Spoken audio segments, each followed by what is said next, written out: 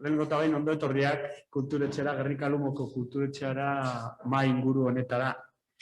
Lehenengo eta behin, bai Gernika Goratuse eko kideari eta Maria Mendekogu ordezkari moduen eta partaide guztiari bai hemen eta gero internetetik edo gozumetik dausenari, eskerrik asko zapatu arratsalde honetan hemen gugaz egotagaitik egiten daben denpora edo guraldi onagaz, ezta? Baina uste dugu merezi dauela olako mai inguru bat sortzea.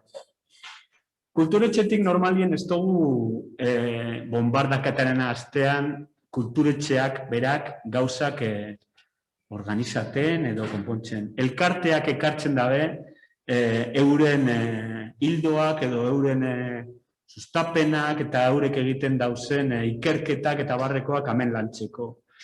Baina uste izan dugu kulturetxetik dekogun kultura planetik dekoguz hildo berezi edo bereizgarri bi, bat da musika eta bestea da memoria. Eta gure memoriaren zirriborroa, Gernika Goratusekin eta beste elkarte batzuekin landu izan dugun zirriborroa, egun baten aurkeztu egin genduen bebai kulturetxeko langile edo laguneri hobeto esan da, ezta? Eta hortik etorri jakun kontraproposamen bat, esateko moduen edo guk aurrera edo kulturetxeko planien edo kultura mailako kultura planien zelan lantzen ari ginen edo gure ideia kulturetxetik eta memoria zelan lantza geren, beste ikuspuntu kritiko bat, edo gitxienez kuestionatzeko esaten da moduen beste pentsamentu edo beste testu bat. Dan imitartez etorri zen eta oso interesgarria iruditu jakun. Kultura planak esan dugu moduen hildo horrek biak eta uste dugulako memoria bizio diferentiek dauz eta uste dugu bizio edo ikuspuntu diferentiek egon behar direla. Azkenean diskurso baten bitartetik, ez da gauza edo debatea aberazten eta uste dugu eztabaida horretan bizio diferenteak egon behar direla. Decía que primero agradecer a Gernika Goratus la organización de esta mesa y a los diferentes participantes, porque como decía, desde la Casa Cultura no se organiza como tal, sino que apoyamos todo evento o toda propuesta que nos llegue dentro de la semana del bombardeo, por llamarlo así, que no solo es el día 26, sino los diferentes días, con el ánimo de trabajar todos los temas o todas las áreas que dentro de la memoria tratamos de trabajar desde el Departamento de Cultura del Ayuntamiento de Gernika. Desde el Ayuntamiento de Gernika y desde la Casa de Cultura en particular, empezamos en su momento a trabajar un plan de cultura, una hoja de ruta, igual mejor dicho, en el que los dos ejes principales o prioritarios son la música y la memoria. Y dentro de la memoria, tratamos también de abrirlo para acoger diferentes opiniones sobre las líneas que nosotros queríamos trabajar en esa memoria. Y nos llegó una propuesta, vamos a decir, crítica dentro del ámbito de la memoria o cuestionando algunas de las cosas que creemos que muchas veces damos por supuestas de cómo hay que trabajar la memoria o cómo se estaba trabajando. Y nos vino desde el compañero Daniel Rementería de algo que ellos estaban también trabajando, ¿no? Con Kepa Fernández de la Rinoa y otros. Y hablamos con Gernika Goratus para ver si podría encajar una mesa redonda sobre ese ámbito, hablando de ellos, luego los otros ponentes también agradecer, si podíamos organizar algo cuestionando algunos de los temas que se dan, por supuesto, desde la vertiente más institucional, por llamarlo así, dentro de la memoria, ¿no? Y nos pareció muy interesante poder organizar una mesa que presentaran diferentes visiones de la memoria, ¿no? Desde diferentes ámbitos, vamos a decir, desde lo científico-social, ¿no? Si podemos llamarlo, desde diferentes perspectivas de lo científico-social.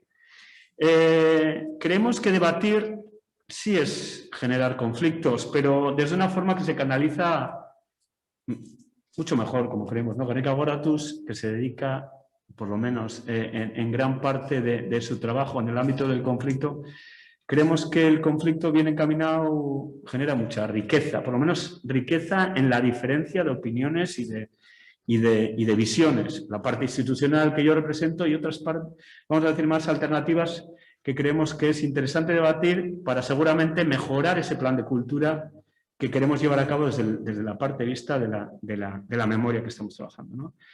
Esperamos por eso que esta mesa redonda genere cuestionamientos, ¿por qué no?, y conflictos que nos enriquezcan en este debate sobre la memoria que queremos trabajar desde Gernika y desde la semana del bombardeo, ¿no? Y que sea un referente en esos debates, ¿no? Porque será mucho mejor para todos oírnos y realmente poder trabajar en esos ámbitos siempre de la mano de entidades como Gernika Goratus. Eta besterik gabe, hitza emango diote Mariari, eskertzen maila hau landu eta organizatu eta euren lana egiten den moduan. Eskerrik asko. Eskerrik asko Jokin Sauri eta arratsalde on denoi. Buenas tardes y buenas tardes y muy buenos días para Almudena Bernabéu, que se está conectando desde muy lejos.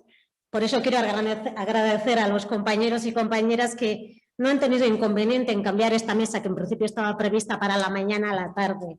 Almudena está conectada desde San Francisco y creo que son 9 horas o así de diferencia, pero creíamos que era una aportación muy interesante como el resto y entonces, hablando de enriquecimiento y de propuestas, queríamos que la dimensión de la justicia también estuviera presente en esta mesa, que va a hablar sobre memoria, el bombardeo de Gernika y el impacto y la influencia que tienen las políticas de memoria, políticas públicas y otro tipo de actividades también sociales, culturales y artísticas que se vienen desarrollando desde hace muchos años en la villa de Gernika, especialmente, no únicamente, pero especialmente en el marco de los actos conmemorativos del bombardeo. Tenemos una mesa muy rica en experiencias, muy rica porque es multidisciplinar, aportaciones desde la antropología, desde la etnología, desde el ámbito de la música, de la literatura y también, como he mencionado antes, del ámbito también de la justicia y de los derechos humanos.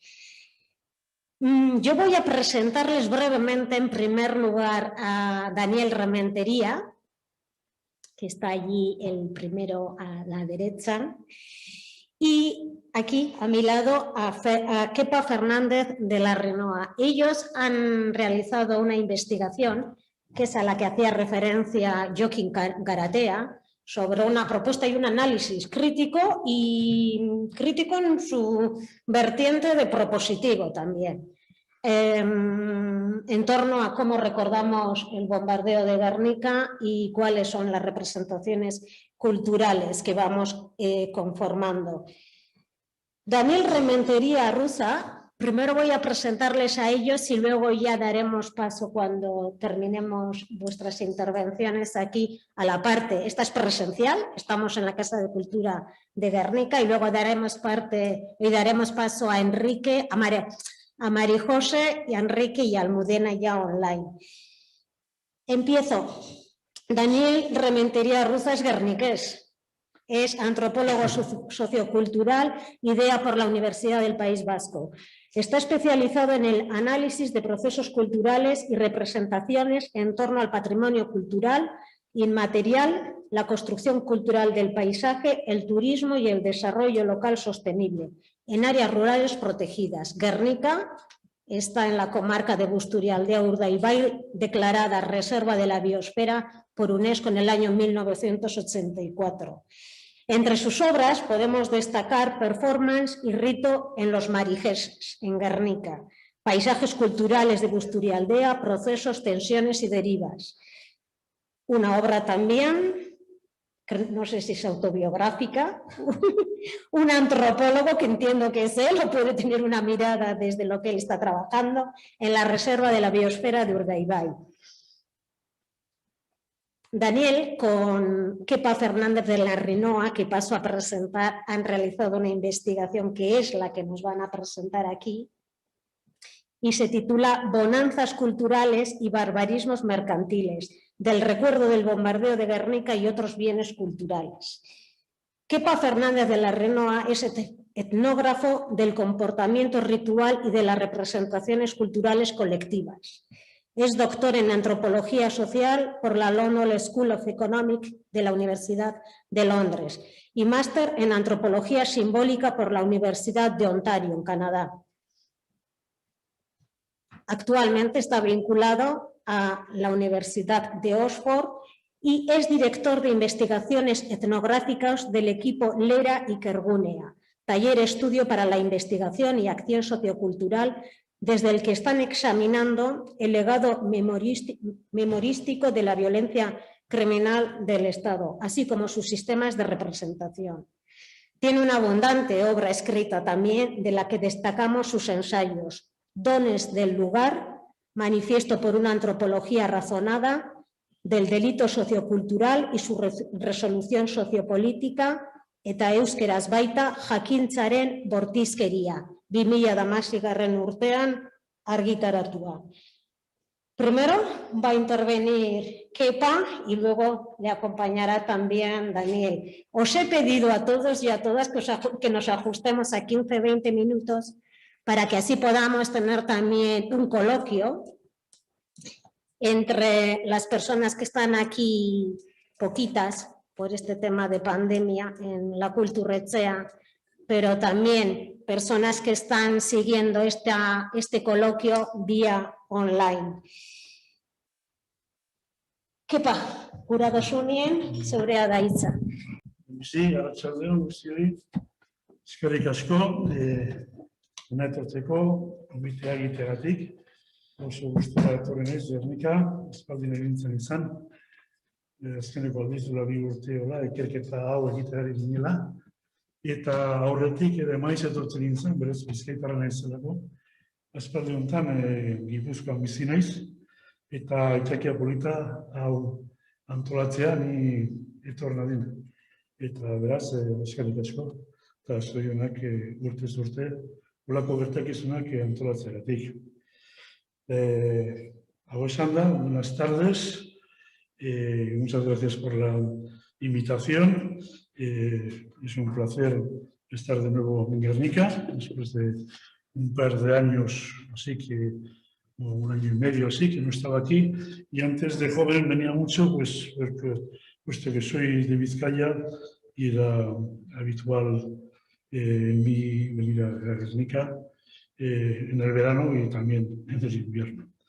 Bien, el motivo de estar aquí esta tarde es el libro que hemos preparado, tanto Dani como yo, en torno a cómo se recuerda el bombardeo de Guernica. Es un recuerdo que lleva una tradición, como diríamos en antropología, de bastantes décadas y que por tanto pues muestra ya un tipo de comportamientos que podríamos llamar pautas, ¿no? Aunque hay improvisación en el sentido de innovación, pero también se ven que hay una serie de actividades y de propuestas más o menos institucionalizadas o arraigadas, ¿no? Entonces, mirando a estos comportamientos, tanto del recuerdo en cuanto a sus formas rituales, como también a los comportamientos sociales, culturales, que bueno, envuelven la vida cotidiana hoy en día en el mundo global, como se dice ahora, y también en el contexto de Guernica.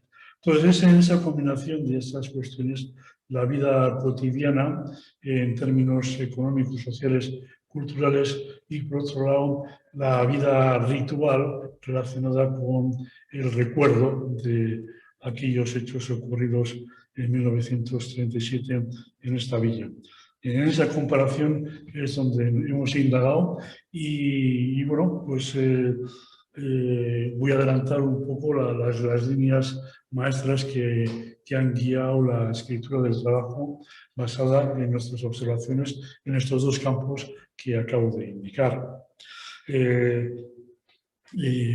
Nosotros lo que hemos visto o hemos reparado, hay muchas cosas, pero hemos reparado en dos discursos públicos que en principio son hegemónicos y que se presentan como progresistas, pero que mirados con detenimiento quizá no lo sean tanto. Y detrás de esos discursos hegemónicos pues hay otro tipo de discursos, de propuestas o de actitudes. Estos dos discursos vemos que se solapan, ¿no? Y por solapar creo que tenemos que recordar cuáles son las acepciones del verbo solapar en castellano. Y una, que es la que menos tenemos en cuenta, es quizá la que utilizamos o a la que llamamos la atención en nuestro estudio, y es la que dice que solapar significa ocultar o disimular una intención o deseo para que no se advierta. La otra acepción es la de colocar o sobreponer una cosa sobre otra, cubriéndola parcialmente. Normalmente utilizamos la segunda acepción, pero la primera también es importante y es en la que hemos reparado nosotros realizando esta investigación. ¿Qué se solapa, qué se oculta detrás de los distintos discursos que acompañan a los comportamientos cotidianos o rituales relacionados con vivir o visitar Guernica o celebrar, conmemorar el aniversario del bombardeo del 37. Bien, uno de los discursos, el que nos envuelve en esta sala, es el de Guernica, cultura para la paz. Este discurso hemos observado que es fruto de la intersección de dos nociones que en las últimas décadas han alcanzado un progresivo, muy progresivo espacio administrativo. Y una de ellas es la de memoria histórica.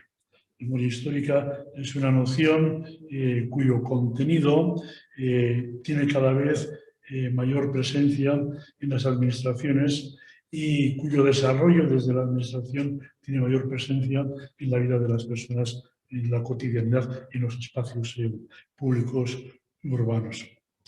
Bien. ¿Y qué es lo que hemos, por memoria histórica, digamos, en qué hemos estado indagando Dan y yo? Pues hemos rastreado la interpretación o interpretaciones del golpe del 18 de julio del 36 y la subsiguiente guerra según el punto de vista de quienes salieron bélicamente derrotados. Por esto entenderemos memoria histórica. La memoria histórica es un concepto que en el Estado español o en la Comunidad del País Vasco ahora tiene una connotación específica, pero que en otros lugares memoria histórica significaría otra cosa, abarcaría otro campo de percepción de la realidad distinto. En el nuestro, memoria histórica es en concreto la percepción y la visualización, la divulgación de la memoria de aquellos que perdieron la guerra, no es otra cuestión, sino que es esta en concreto. Y entonces la memoria histórica, por tanto, es la combinación de esta perspectiva con otra, que es la de hacer llegar visual y verbalmente lo más extensamente posible al conjunto de la sociedad de tal o tales interpretaciones. Es hacerlo llegar a través de libros, de obras de arte, de exposiciones, de actividades como esta en la que estamos aquí ahora. Bien. Por un lado, entonces, decimos que Guernica, cultura por la paz es la intersección de dos nociones, memoria histórica entendida como la acabo de presentar, y la otra noción es la de patrimonio cultural, que la hemos entendido de la siguiente forma. En primer lugar, recordar que patrimonio cultural combina varias acepciones también, y una es la de patrimonio cultural histórico-artístico, que es la concepción primigenia del patrimonio, está ligado a la historia, escrita con mayúscula, es la historia de las élites, proyecta imágenes y representaciones de las clases pudientes, de las castas dirigentes, dentro de la historia de los imperios y del Estado-nación.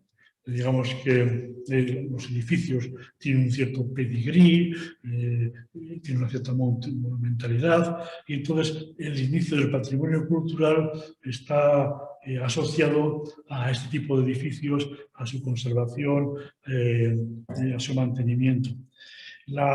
Por tanto, expresiones claves en este tipo de patrimonio son monumentalidad, conservación, restauración. El otro es el de patrimonio cultural material tangible. Es la otra expresión ligada a la idea de patrimonio cultural. Está inicialmente vinculado al anterior, pero tiene un desarrollo posterior suyo propio, ligado diferente del anterior, por influencia de los estudios de antropología social, en particular de la etnología y de la etnografía. Y es decir, es un tipo de patrimonio, una noción de patrimonio que deviene de prácticas museográficas realizadas en relación con culturas y pueblos o civilizaciones no occidentales. Por tanto, aquí expresiones claves son objeto, pieza, artefacto, espécimen, etc. Y otras expresiones son exhibición y protección. Y la siguiente, patrimonio cultural inmaterial o intangible, que es quizá a lo que hemos reparado mucho más nosotros en nuestro trabajo al observar los comportamientos de visitantes y de no internos y externos a Guernica, que lo veremos más adelante, pero antes de ello voy a introducir, por si acaso, o recordar que entendemos por patrimonio cultural inmaterial o intangible, que es una concepción del patrimonio cultural más novedosa que las anteriores, y su desarrollo sí que está directamente relacionado con los estudios de antropología cultural y de folclore. Aquí las expresiones son otras, son conocimiento, habilidad, transmisión, salvaguarda. Este patrimonio cultural inmaterial está asociado al mundo de la capacidad humana de formular ideas, de proyectar pensamientos, de crear imágenes, de exteriorizar sentimientos, pronunciar o articular abstracciones ante uno mismo y ante los demás. Entonces, estas nociones, como digo, de memoria histórica y patrimonio cultural, que aglutina estas tres que acabo de enumerar, confluyen en Guernica en torno a dramatizaciones, narraciones y explicaciones forjados sobre un yuque concreto, que es el que he dicho nada más inicial. Es el continuo recuerdo del bombardeo de Guernica el 26 de abril de 1937. Bien. El estudio diacrónico de la aglutinación de estas nociones de memoria histórica, patrimonio cultural, alrededor de este puntal conmemorativo bombardeo de Guernica, muestra, nosotros al menos hemos visto, la presencia de un discurso público, en principio hegemónico, que gira en torno a la expresión cultura de paz o cultura para la paz. ¿Y qué se entiende por cultura para la paz? Dentro de este discurso sería la promoción de una cultura al servicio de la creación de conocimiento histórico y político enraizado en la ética y en la moral, la promoción de una cultura pensada en el fomento del pensamiento crítico y reflexivo, la promoción de una cultura orientada a la resolución dialogada de los conflictos. Tenemos un triángulo, ¿verdad? Por tanto, en el que encontramos la construcción de este discurso público que va a contrastar con otros discursos, ¿no?, que vamos a ver a continuación. Pero antes de pasar al segundo discurso, vamos a ver qué podemos concluir de este primero para sentar, digamos, como distintos niveles para un posterior debate, un coloquio. Que se advierte un proceso de patrimonialización de la historia política con la mira puesta en potenciar valores éticos, la defensa de los derechos humanos, la promoción de comportamientos de respeto, tolerancia y convivencia entre diferentes políticos y diferentes culturas, personas diferentes en pensamiento político y en comportamiento cultural.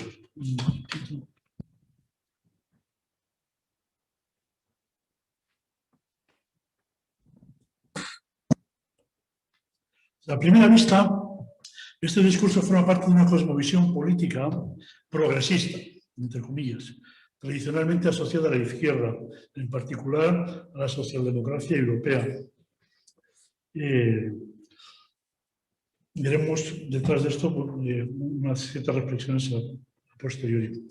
Una conclusión segunda, provisional, de cara a introducirnos en el debate, sería la que nos advierte que en Guernica y toda su comarca la existencia de una red, la organización de una red cada vez más trabada de arquitecturas urbanas y rurales, espacios itinerarios temáticos, charlas, conferencias, exposiciones, publicaciones, creaciones artísticas y actos conmemorativos destinados al recuerdo colectivo de las secuelas del bombardeo de la villa y otros acontecimientos trágicos en otras localidades.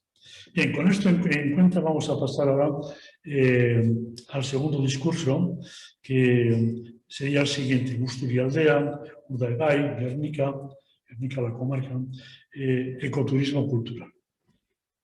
Bien, Dani y yo hemos cotejado este triángulo conceptual Guernica, cultura para la paz, memoria histórica, patrimonio cultural, que hemos resumido antes, con otro segundo discurso. Que es ese discurso segundo revolotea sobre dos expresiones que también están fundidas entre sí. Una es la de ecoturismo, que significa que es turismo del disfrute de marcos incomparables de la naturaleza, entre comillas, por supuesto, y turismo cultural, que es el turismo, también abrir comillas, del disfrute de las autenticidades culturales del lugar visitado. La primera expresión, ecoturismo, se apoya en una etiqueta o marca medioambiental internacional prestigiosa, Reserva de la Biosfera de Urdaibai. Y la segunda ambicionó, la del turismo cultural, ambicionó apoyarse en una etiqueta o distintivo cultural internacional poderoso. Si nos acordamos, los finales de los años 2000 y principios de los 2010, el nuevo Museo Guggenheim de Urdaibai. Además, esta etiqueta, la del nuevo museo, colmaría a nivel mundial un célebre proyecto vasco de arte y naturaleza, situado tan solo a 4 kilómetros de Guernica, ¿verdad? Que conocemos el bosque de Oma del distinguido pintor fallecido Agustín Ibarrola. Pues el nuevo proyecto museográfico bilbaíno, neoyorquino, aglutinante de arte y naturaleza, se ideó, como he dicho, a finales de los años 2000. Si bien un serio y razonado movimiento de oposición a tal propuesta condujo a que los promotores la archivaran, lo cierto es que en Urdaibai y Guernica Aldea se ha propagado en las últimas décadas toda una tupida red de reclamo turístico cimentada en imágenes de la historia, la cultura y la estética del folclore local. Pues esto es lo que nosotros estamos viendo en su interrelación. Esta configuración de redes sociales ligadas al ecoturismo y al turismo cultural y las redes relacionadas con la memoria histórica, esa conjunción que se pretende realizar es la que estamos viendo desde una perspectiva que, a nuestro entender, no es tan progresista como en principio parece entenderse, puesto que no es tan progresista la idea de turismo cultural y de ecoturismo como en principio aparenta. Entonces, en este segundo discurso, dos conclusiones se pueden mencionar. Una es que se advierte un creciente e intenso proceso de patrimonialización de la naturaleza y de la cultura locales, con la mira puesta en potenciar, como consecuencia de su destino a uso y consumo turístico, la economía local. Y la conclusión número 2 es que se advierten dos redes mutuamente complementarias de divulgación y señalización de oferta turística. Una es eco o bio, natural, y la otra se centra en el entre comillas, producto cultural local. Pues vemos que hemos observado que en Guernica se ha instaurado una red propagandística de piezas auténticas, entre comillas, piezas auténticas, de naturaleza y cultura. Y su función consiste en promocionar, mediante su identificación, divulgación y señalización, una selección cada vez más amplia de edificios, lugares, itinerarios, festividades, mercados, ferias, productos gastronómicos y demás constituyentes de la cultura popular, el urbanismo y el paisaje del lugar. El discurso público del ecoturismo cultural, al igual que el de Cultura para la Paz, viene envuelto, los dos vienen envueltos en evocaciones políticas progresistas. Tal sensación de progresismo irradia de una serie de expresiones asociadas. En el caso del ecoturismo, bueno, serían la de desarrollo sostenible, servicios culturales del ecosistema, investigación y desarrollo últimamente. Y vemos que en este régimen patrimonial en el que vivimos, de promoción turística, como apoyo formal a la economía local, este régimen patrimonial, decimos, hunde sus raíces en la industria global del ocio cultural. Y muestra de ello es cómo recientemente se ha propuesto la formulación de una marca turística específica, la marca Guernica. La marca Guernica aglutina las tres redes patrimoniales enunciadas arriba. Con esto acabo. Son redes de lugares itinerarios vinculados al patrimonio histórico, cultural y artístico, asociados a la expresión Cultura para la Paz.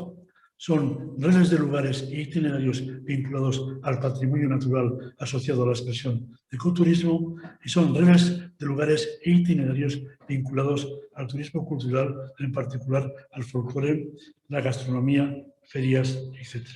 Bien, es a partir de esta presentación, de este planteamiento, que hemos redactado el estudio y el libro. Y, por tanto, dejamos aquí el planteamiento y, bueno, cuando el libro salga publicado, que esperemos que sea en breve, pues se podrán ver los detalles y discutir los detalles con más precisión. Y mientras tanto, si Dani no tiene algo que añadir, gracias por la paciencia y por la atención dispensada, y quedamos a la espera de la llegada del coloquio. Gracias.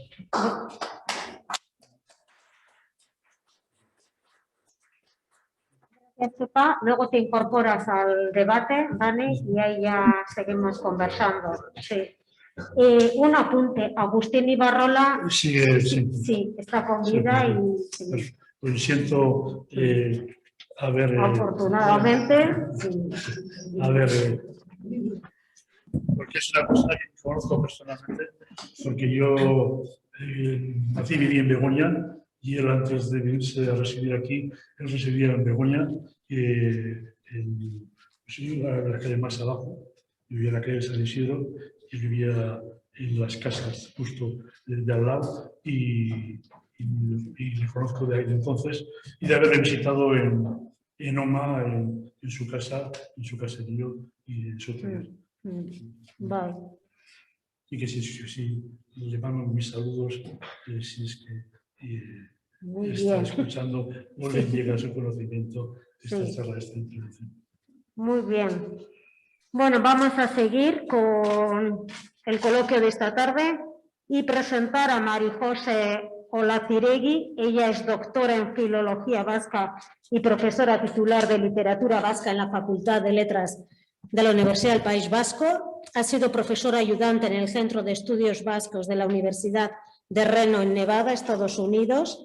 Es directora de la colección de serie de literatura vasca en la misma universidad y participa y es directora del Grupo de Investigación de Memoria Histórica en las Literaturas Ibéricas. Fue directora del Instituto Vasco Etxepare entre el 2010 y 2016. Sus líneas de investigación comprenden la crítica e historiografía de la literatura vasca e ibérica, los estudios de memoria, la sociología de la lectura en euskera o los estudios culturales y los estudios de género. Tiene una extensa obra editada y publicada y entre ellas vamos a destacar solo dos. Literatura universala, publicada en 2012, y Pensamiento y crítica literaria en el siglo XX, publicada recientemente en el 2019. Mari Jose, eskerrik asko eta zeurea da hitza. Bueno, eskerrik asko aurkezpenagatik eta arratsalde on guztioi eta bueno, placer bat beti bezala virtualki bada ere Gernikan egotea, beti da placer bat, Gernika gogoratuz edo udala edo museoarekin kolaboratzea. Eta, bueno, pasako naiz gaztelaniara. Bueno, decía que es un placer, que agradezco infinitamente la invitación, que es un placer estar en Gernika virtualmente, una villa a la que me siento muy unida porque, bueno, casualidades de la vida y de la biografía familiar de cada uno. Nosotros, guipuzchis, veraneábamos en Gernika, porque la Aitona fue gudari y había que ir una vez al año en una especie de peregrinación a Gernika. Bueno, una pequeña corrección de la biografía de la presentación. No fui directora del Instituto Vasco Etxepare, fui directora de la parte académica, es decir, directora de euskera de ese instituto, y tuve por labor crear cátedras y lectorados de estudios vascos por el mundo, entre otras cuestiones. Bueno, un poco el motivo que me trae aquí a esta mesa es un poco reflexionar en torno a las relaciones entre memoria histórica y literatura. Y sobre todo, bueno, hablaremos de un caso concreto que es la literatura vasca. Sobre todo me referiré a la literatura creada en euskera, de las diferentes literaturas de los vascos. Y quizás debería empezar la charla de 15-18 minutos, pues podríamos escuchar, ¿no?, algunos versos de la conocida canción, bueno, de Ken Saspi, la que Joseba Sarrionendia escribió para el 70 aniversario del bombardeo, con ese listado de víctimas del bombardeo, una canción absolutamente emotiva. Podríamos recordar también poemas conocidos de Blas de Otero, Aresti. Haré referencia a algunos de ellos. Bueno, la pregunta igual es un poco obvia. ¿Por qué podemos considerar que la literatura, entre otras expresiones artísticas, es más válida o al menos tan válida como las otras para expresar o para rememorar un pasado conflictivo, ¿no? Bueno, es la pregunta del millón a la que se ha contestado en las últimas décadas, sobre todo desde que se ha dado un boom de la memoria, tanto en las humanidades como en las ciencias sociales, desde diferentes puntos de vista. Pero bueno, a mí me gusta igual recordar cuestiones tan básicas como que la literatura quizás permite, por su carga emocional incuestionable, acercarnos más al dolor del otro, al dolor del ajeno. Quizás permite, mejor que la historiografía oficial, históricamente fácilmente manipulable, como la propia literatura, por las diferentes ideologías, permite mostrar las contradicciones, las ambigüedades, las zonas grises que se dan en todo conflicto y nos hace reflexionar en torno a ese sufrimiento y al trauma generado por este. Es por eso que muchos escritores, entre ellos los vascos, como Ramón Saizar Vitoria, no dudan o no dudaron cuando recogieron grupo premios tan prestigiosos como el Premio de Literatura Euskadi, decir que la literatura era verdadera, que creía que la literatura vasca estaba contribuyendo sin duda alguna a la resolución del conflicto. Hablaba del conflicto, del denominado conflicto, palabra tabú de las últimas décadas. Se refería, por supuesto, al terrorismo generado por ETA. Bueno, en el grupo de investigación Memoria de la literatura de las ibéricas, que lidero y que tenemos que pertenece a la Universidad del País Vasco, es un grupo multidisciplinar donde hay antropólogos culturales, expertos en historia del arte y tal, lo que hacemos es un poco, tratamos de analizar las representaciones culturales, sobre todo literarias, de estos conflictos. Y entre ellos, por supuesto, Guernica, bueno, es como lugar de memoria conocido y referente, es una constante. No puedo hacer en 15 minutos lo que es una sinopsis o una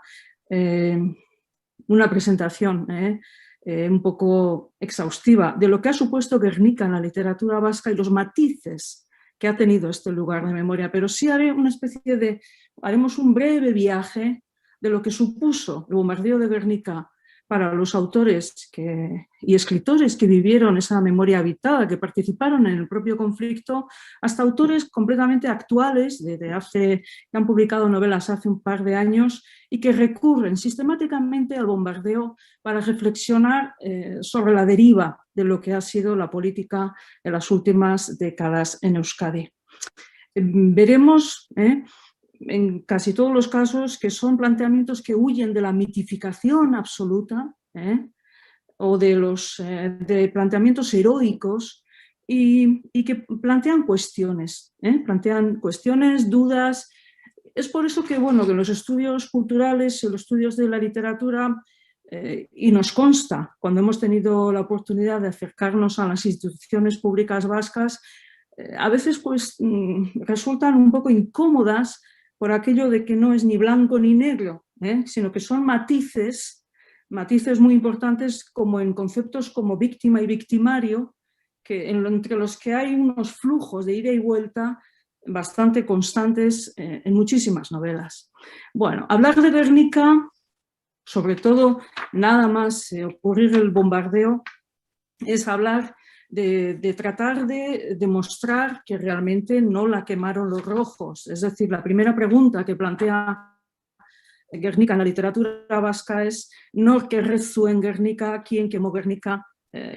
Gorriek, los rojos era la respuesta adecuada, y la literatura vasca de la época, de combatientes como Lauaxeta, trataron de un poco de demostrar o de refutar esa afirmación y sobre todo lo que subyacía detrás. Y he mencionado a Lauaxeta, autor que es precisamente apresado en Guernica y fusilado y enterrado en una fosa común en Vitoria-Gasteiz el 25 de junio del 37.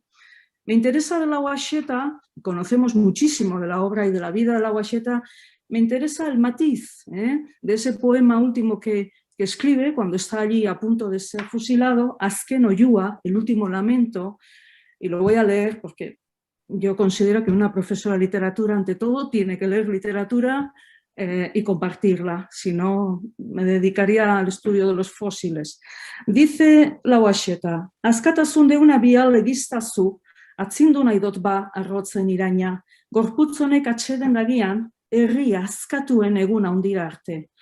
Gudan jausnadila zuzentzaren alde, ez hormari atzez, goiz eder argian, que viene a ser algo así como, envíame una libertad santa porque deseo lavar la ofensa de los enemigos, para que así mi cuerpo descanse en paz, hasta el gran día de los pueblos liberados. Ojalá pudiera yo caer en la guerra a favor de la justicia y no dando la espalda a un paredón en una mañana hermosa.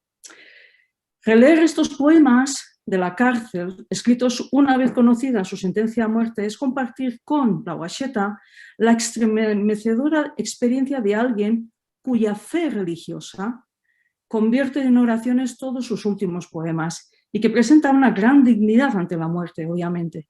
Pero sus palabras expresan también una gran impotencia ante la perspectiva de morir dando la espalda a un paredón sin poder lavar la ofensa infligida por el enemigo que ha añadido la insidia al crimen perpetrado en Guernica. La literatura vasca sigue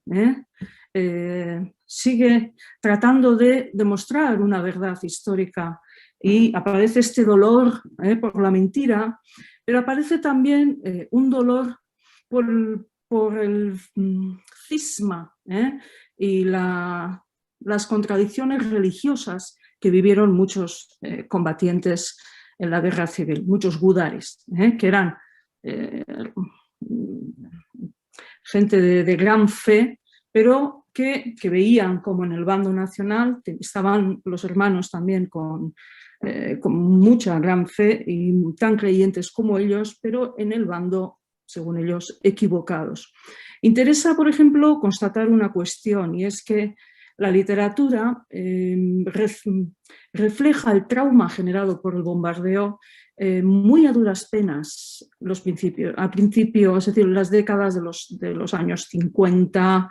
Hay publicaciones como las de Altuve, un poco más tarde la de Lavallen, pero lo que son diarios de guerra de los protagonistas de la guerra vienen a ser publicados muchísimo más tarde. Y esto es un dato importante por la cuestión de que esta memoria habitada, estos gudaris o combatientes en los diferentes frentes, publicaron su memoria, su relato en colecciones como Auspoa, es decir, dedicados sobre todo a la literatura oral. Hablamos de una realidad sociopolítica y sociocultural donde la lengua, vehículo de esta memoria, es una lengua prohibida, que sí que se oficializó brevemente durante la Segunda República, pero de una comunidad hablante cuya lengua pues, ha estado prohibida y no se han podido expresar en ella. Es decir, la literatura vasca de los primeros años lo que quiere es combatir la mentira del bando nacional, y hay publicaciones múltiples como las de Salvatore Michelena, en poemas y tal, donde se hace alusión constante a Guernica como expresión máxima no solo del horror, sino de la infamia del bando nacional. Las décadas, la evolución pues sigue, las publicaciones siguen, y luego empiezan a aparecer matices a lo que significa Guernica y la masacre perpetrada en Guernica para los vascos, ¿no? Tenemos autores absolutamente heterodoxos como John Mirande, Filonazzi, que aprovecha sus publicaciones, la referencia a Guernica, para cuestionar el comportamiento del bando nacionalista y su el peso excesivo que tenía la religión. Tenemos autores que fueron exiliados, como Jon Andoni Irazusta, que escribirá 2 novelas, en las que no hará ninguna alusión ni a Guernica ni a la guerra civil. El trauma es demasiado fuerte. Entonces hay una especie de total ocultación, se silencia el dolor. Este dolor sí que aparece un poco cuando empieza la literatura sobre la guerra, en autores fundamentales como Martín Ugalde, que narra como pocos en su novela Historia de un regreso, Itzulera baten historia, el trauma que supone el exilio, la alienación para muchos vascos. Pero antes comentaba que la literatura tiene una parte muy interesante, que es la parte de la zona gris, las ambigüedades, las contradicciones. Entonces aparecen novelas donde tenemos a hermanos combatiendo los dos, en manos de una familia euskaldun, un hecho que la historiografía nacionalista igual muchos años ha negado, es decir, han afirmado que todos los euskaldunes participaron en un bando concreto. En cambio, en esta novela, Neronek Tirakonizkin de Salaberria, tenemos a 2 hermanos en los bandos opuestos, y además coincide que uno dispara contra el otro y es lo que narra. Lo que resulta realmente llamativo es que incluso en las últimas décadas Guernica sigue apareciendo constantemente en nuestra literatura más reciente, pero la aparición o representación de Guernica ya no pretende restañar una verdad histórica cuestionada, sino utilizar Guernica para explicar la radicalización de la política euskalduna. Es decir, a través de Guernica se explica el inicio de ETA, el inicio de las actividades, la radicalización, los años de plomo, la década de los 80, y aparece en Guernica en relación con otro tipo de memorias históricas absolutamente traumáticas y llamativas en el siglo XX.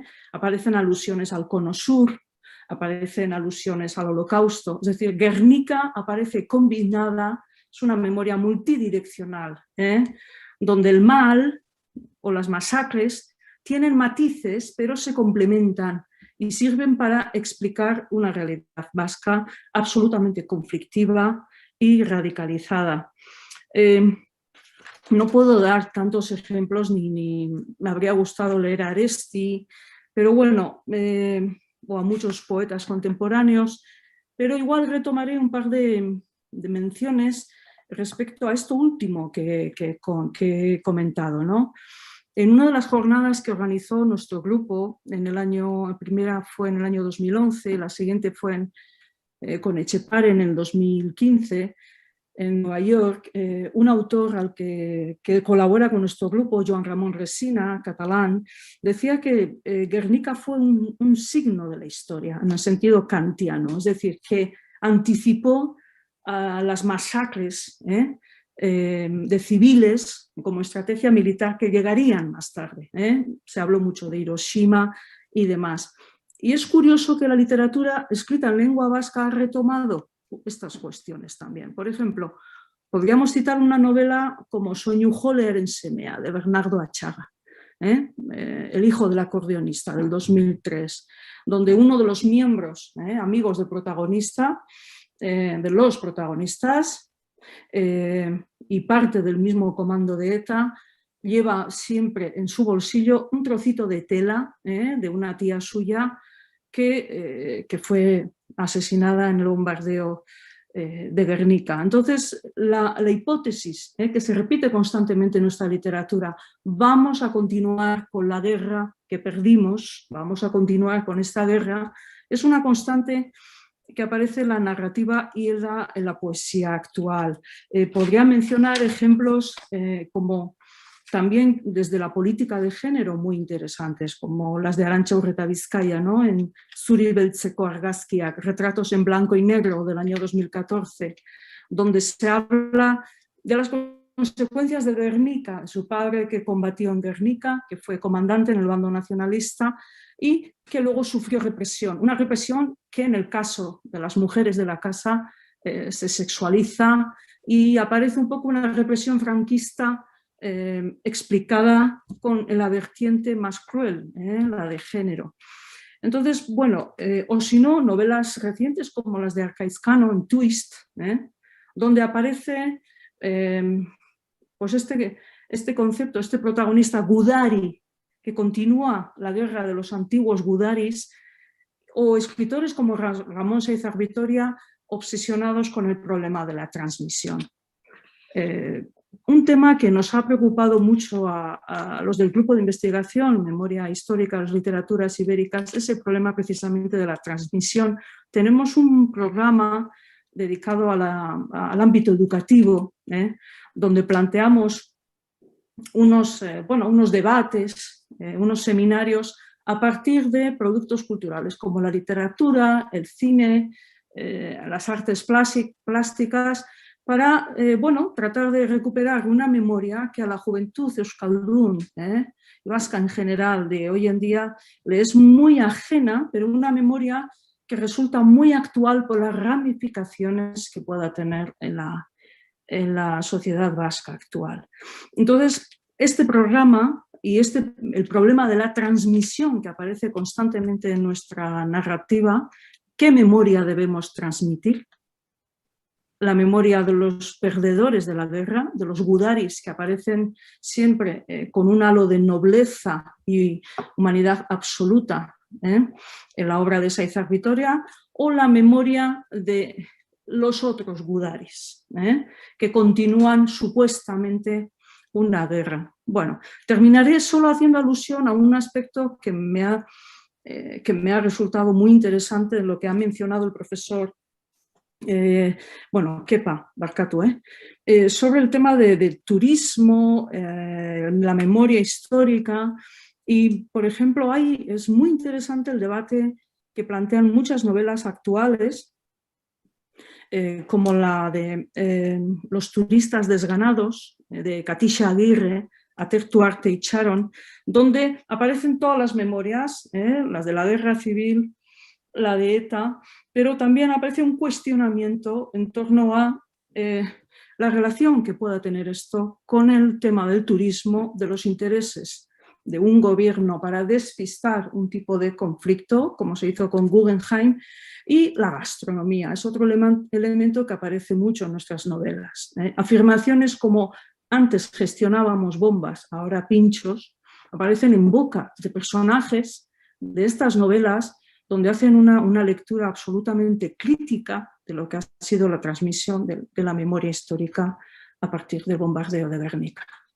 Bueno, y creo que ya me he enrollado demasiado, no sé cuánto tiempo llevo, se me ha olvidado poner el cronómetro, barkatu, María, denbora asko pasa dut?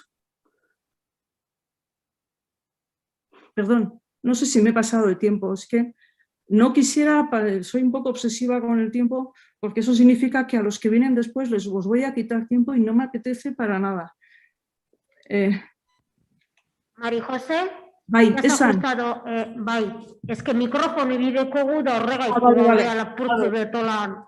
Vale, Orain entzuten didazu, ¿está? ¿Me bai, escuchas? bai, Sí.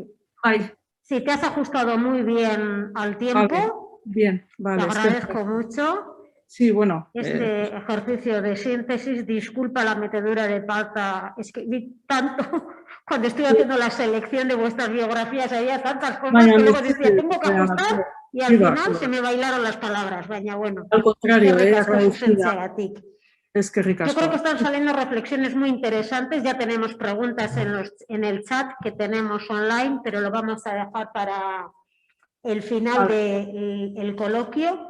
Ahora voy a pasar a presentar a Enrique Tellez Terzano. Él es profesor superior de composición, dirección de orquesta y doctor en Ciencias de la Información por la Universidad Complutense de Madrid. Ha sido profesor y director del aula de música de la Universidad de Alcalá y de la revista de especialización musical Quod Libet entre el año 2012 y 2018. Es editor de la obra colectiva que va a haber, que está ya en proceso de edición y que va a salir a la luz la próxima semana y se titula Música y represión política, de la Alemania nazi a la España franquista. Esta es una obra de la que ya Enrique en sus visitas a Guernica me adelantó.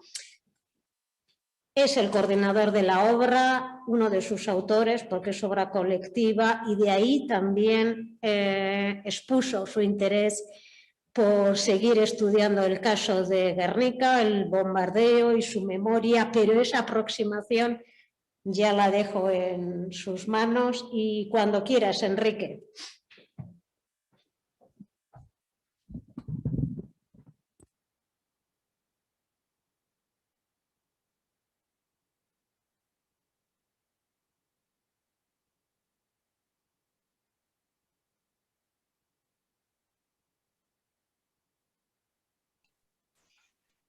¿Se me oye? ¿Se me oye? Sí. Vale. Siento no poder hacer una introducción más extensa en euskera, pero en cualquier caso, kaixo lagunak, arratsaldeon. Gracias a María por invitarme a este interesante acto. Gracias también al concejal en representación del ayuntamiento y decir que no soy ya profesor, sino que lo fui. Afortunadamente estoy jubilado y me dedico por entero a la investigación. Y en cuanto al libro, salió el jueves por la tarde, pero no tengo ningún ejemplar todavía para mostraros. Pero el libro está en la calle ya y ha comenzado su distribución. Voy a empezar casi por el final, María, ya que tú lo has citado. En ese libro, que como digo ya ha salido al mercado, había una parte dedicada al bombardeo de Guernica desde los presupuestos estéticos y metodológicos que luego expondré. Sin embargo, a veces mis compañeros y María José, que han editado mucho también, son conscientes de que el editor a veces tiene cosas que decir y puede decir, Enrique, esto es demasiado largo. Entonces me pareció que había una parte dedicada al bombardeo de Guernica que tenía entidad propia. Eran 200 páginas. El libro en la actualidad tiene 328 más 200 que he retirado eran 500 y pico páginas, no cabía en esa publicación. Sí cabe en una publicación que se hará en los próximos meses y en la que obviamente voy a revisar todo el material y lo ampliaré oportunamente. Bien, recupero el comienzo de este guión, que no va a ser el guión sí es extenso, pero no lo será mi intervención, para ceñirme al tiempo que nos habéis concedido. Lo he titulado de la siguiente manera: Consideración de una nueva dimensión historiográfica de la música en el establecimiento del marco histórico de referencia, el bombardeo de Guernica. Voy a comenzar con una autocita, pido disculpas por ello.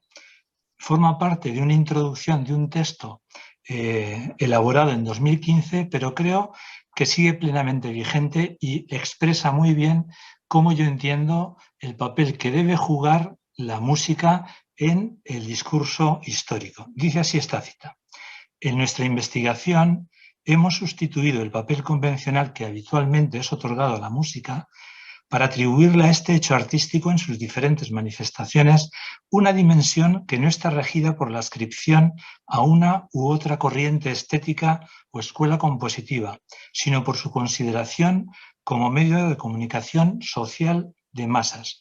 La expresión musical es también un eficaz instrumento de agitación y propaganda, en tanto que, motu proprio, puede sintetizar el pensamiento político de una época y las aspiraciones nacionales de un pueblo. Noviembre de 2015. ¿Cómo inicio esta andadura personal para integrar la música en la narración histórica? Hay una cuestión personal que no quiero obviar, y es que mis dos grandes pasiones, como son la música y el periodismo, dos actividades que he desempeñado durante muchos años. A veces, cuando tenemos que referirnos a un proceso, nos cuesta un poco encontrar cuál es el punto de partida adecuado, porque seguro que hay muchos. En este caso, yo no tengo ninguna dificultad.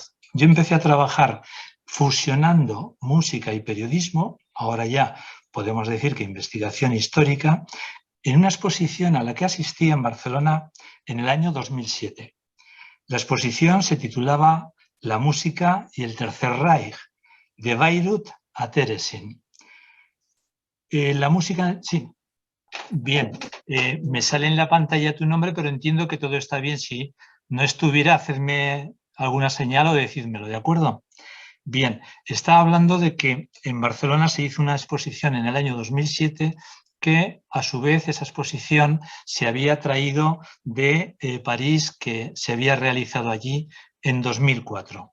Con muy buen criterio, en Barcelona incorporaron una nueva sección a esa exposición. Ya no iba a ser solo la música del Tercer Reich, sino también otro tipo de música alemana que había nacido en el periodo de vigencia que tuvo el Tercer Reich, pero que era una confrontación directa con lo que podemos denominar música oficial nazi. Esto es, eran autores alemanes que habían hecho su obra compositiva en España. ¿Pero por qué la habían hecho en España? La habían hecho en España porque habían venido a luchar contra Franco como forma de luchar contra Hitler, es decir, eran miembros de las brigadas internacionales. Tengo aquí algunos folletitos, no sé si se ve en imagen este folleto. Bueno, editaron unos pequeños cancioneros, esta es la primera edición de ellos, del año 37 en Valencia. Dado el éxito que tuvo este cancionero, de esa música que confrontaba con la oficial nazi, se hicieron distintas ediciones. Yo tengo en mi biblioteca pues 14 o 15 diferentes en sucesivos años, y pasaban estos cancioneros de tener 47 páginas a 57, a 80, a 90, a 140, o sea que fue un elemento propagandístico que tuvo muchísima importancia en el contexto de la Guerra Civil Española. A diferencia de lo que había ocurrido con la ampliación de las secciones a ese nuevo material expositivo con elementos propios de las brigadas internacionales, en el catálogo que se editó en la exposición de Barcelona no se incluyó ningún texto relacionado con esa sección que se había ampliado. Yo pensé que eso era una deficiencia importante de esa exposición y pensé, en algún momento esto habrá que subsanarlo. Bueno, pues en el momento llegó a partir de 2012, cuando en la universidad se me ofreció dirigir esta revista que ha citado María, y coincidiendo con el final de mi vida laboral en la universidad, pensamos hacer un monográfico que tratara aquello que no se había tratado en 2007 en Barcelona. Y editamos este número de la revista Quod Libet. Si observáis los colores, corresponderían con los colores nazis, el negro y el rojo, también de los anarquistas, pero aquí la alusión es al Tercer Reich. Y lo titulamos Monográfico Entartete Musik, que traducido sería música degenerada. Esa música degenerada, o esa etiqueta, es la etiqueta que utilizaron los nazis para todo aquello que estaba fuera de lo que ellos consideraban el canon ario de la música. Podemos citar muchos alemanes, citemos a uno solo, Wagner. Para los nazis, la gran música alemana es Wagner. Tanto es así que configuran su programa político en buena parte a partir de las conclusiones y de los textos que utiliza Wagner en sus óperas.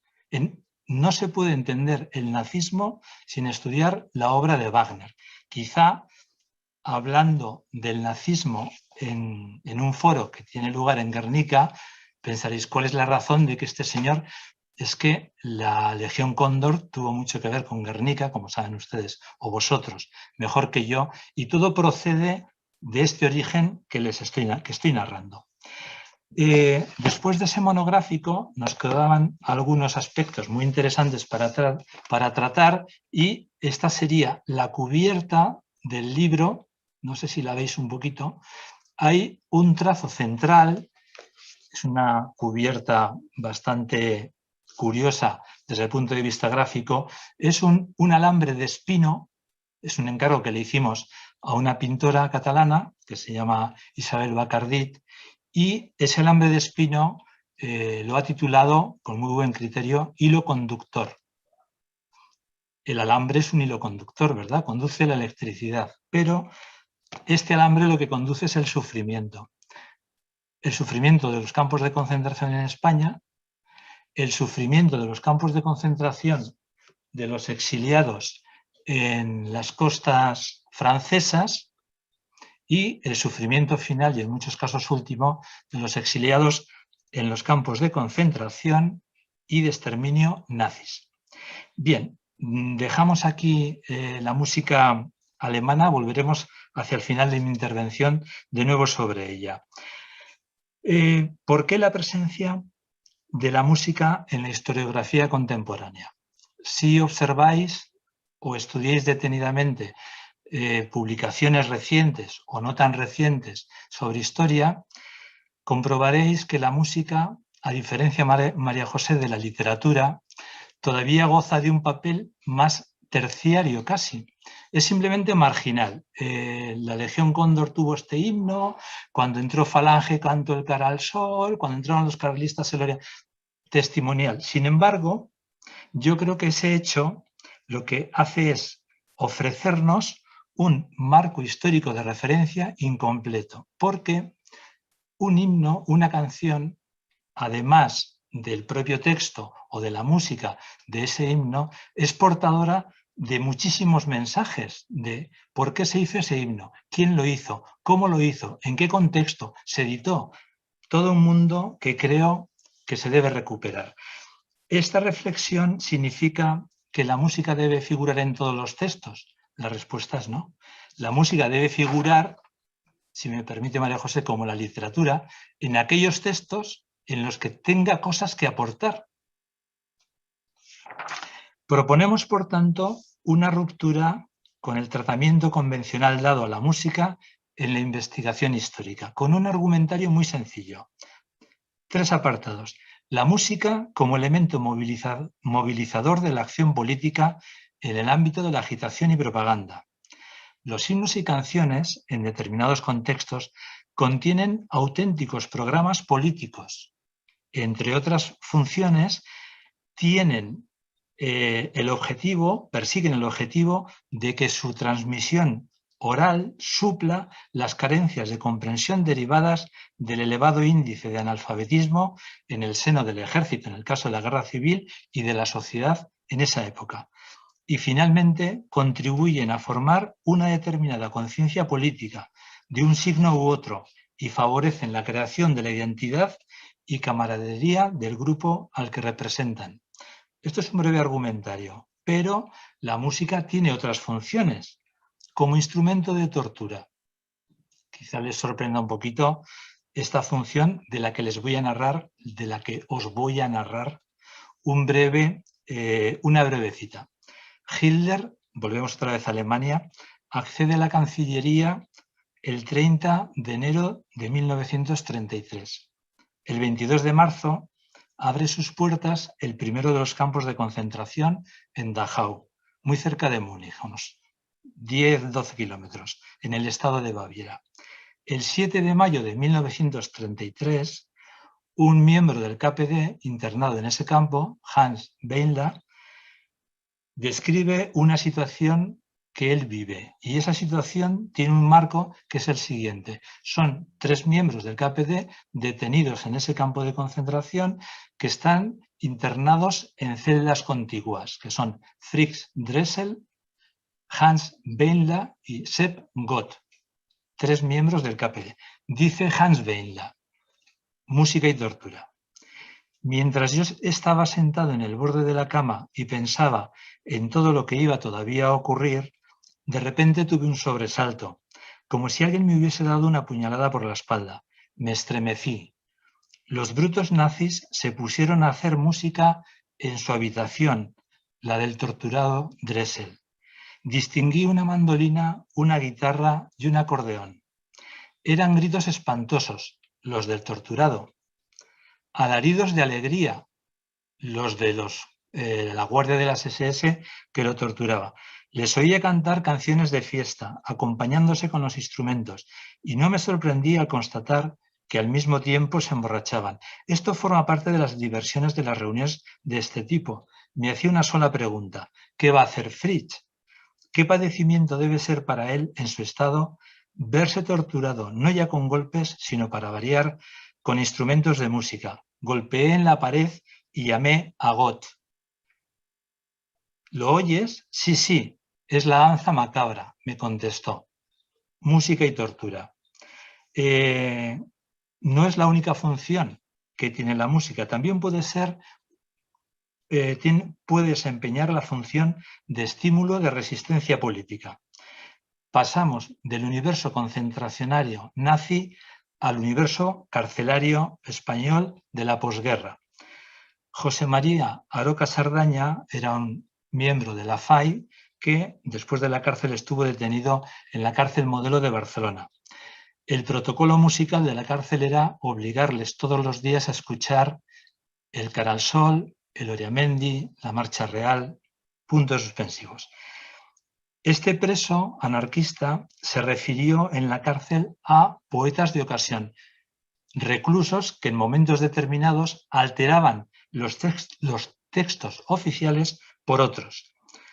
En relación al Cara al Sol, que como saben la música es del autor guipuzcoano Juan Tellería, tomaron un texto que pertenecía a Dionisio Ridruejo. Sabéis que el texto del Cara al Sol se debe a un grupo de autores que se reunieron en una taberna vasca en Madrid, que se llamaba la taberna vasca Or Compón. He preguntado y me han dicho que significa apáñatelas, no sé si es así. Y el texto que modificaron en la cárcel pertenece exactamente a Dionisio Ridruejo. El texto oficial de Ridruejo decía: yo no lo cantaré. Volverán banderas victoriosas al paso alegre de la paz.